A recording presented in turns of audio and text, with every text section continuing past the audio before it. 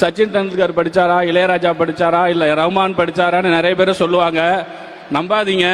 அப்படி ஜெயிச்சவங்க 100 பேர் தான். படிச்சதுனால ஜெயிச்சவங்க தான் இங்க அவ்வளவு பேர் இருக்கும்.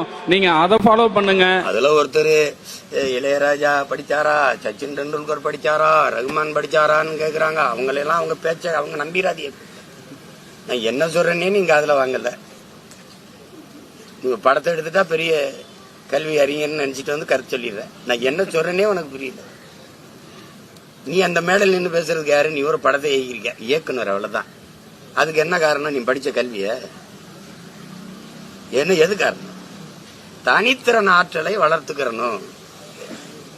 என்ன சொல்றேன்னு தெரியல. முழு பேச்சையும் கேட்கறது இல்ல. ஏதோ கேட்டு ஒரு காரணத்தை சொல்லி கைதட்டு வாங்கிடணும். சரி, முதலமைச்சரும் துணை முதலமைச்சரும் வாங்கின கல்வி தகுதி என்ன?